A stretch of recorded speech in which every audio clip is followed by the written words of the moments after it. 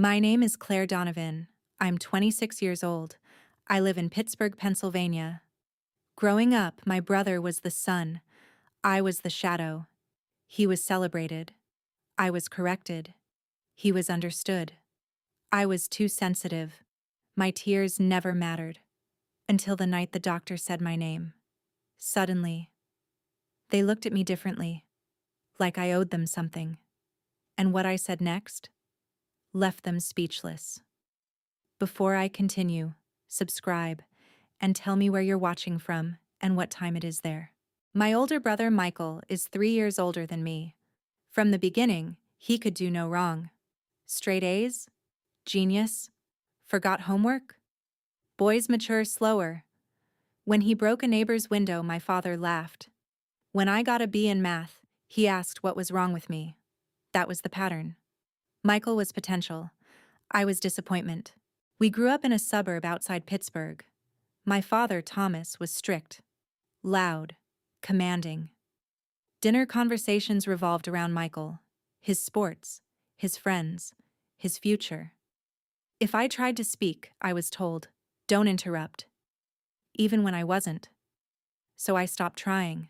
Silence caused less damage. Michael got a car at 16, a used Jeep with a bow on the hood. When I turned 16, I got his old laptop, missing 2 keys. He went to Penn State. My father paid everything. I went to community college first, took out loans. When I asked why, my father said, "Michael has leadership potential." I stopped asking questions after that. I moved out at 21, worked 2 jobs, finished nursing school, built a life without expecting help. Michael stayed close, startup jobs, between opportunities, back home twice. But in my father's eyes, still brilliant. I was stable, but invisible. The call came on a Tuesday night. Your father collapsed. Massive stroke. ICU. I drove in silence. When I walked into the hospital room, I saw fear.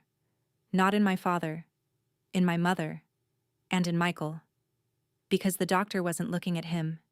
He was looking at me. "You're a nurse?" he asked. I nodded. He started explaining everything. Prognosis, options, risks. And for the first time in my life, they listened when I spoke. My father survived. Recovery uncertain. Care expensive. Then the request came. "Claire, can you move back home? Claire, you understand this stuff. Claire, you're good at taking care of people. The same family who said I wasn't enough now needed me." That night in my childhood bedroom, I remembered being 14, crying after a volleyball game. My father didn't show up. Michael had a scrimmage. He chose his. When I said it hurt, he told me, "Don't be dramatic." Now he couldn't speak. And suddenly, my feelings mattered. The next morning, my mother asked again, "We need you." Michael stood there quietly, didn't offer to rearrange his life, didn't offer to move back. They were waiting for me. Like always. I said calmly, "I'll help you find the best care possible." Pause. "But I'm not moving back." Silence. Michael frowned. "You're his daughter." "Yes," I replied. And I was his daughter when I needed him.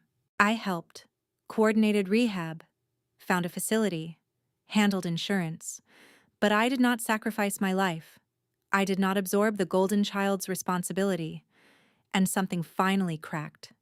Not in me, in them. For the first time, my mother said, "We didn't realize." I didn't ask for an apology. Some realizations hurt more than words. Over the next months, Michael struggled. Responsibility was heavy. He wasn't trained for it. He wasn't expected to carry it. I was. But I had built something outside of them. A career, a life, a backbone. And they finally understood something painful. The afterthought had become the capable one. Not because they supported me, but because they didn't. My father never fully regained speech. But one afternoon, He squeezed my hand. Looked at me. Really looked at me. I don't know if it was regret or recognition, but for the first time, I didn't feel invisible. I didn't move back home. I showed up with boundaries. Because love without respect isn't love, and being overlooked doesn't create debt. Sometimes the child who is pushed aside is the one strong enough to say no. There's another story waiting on your screen. I'll see you there.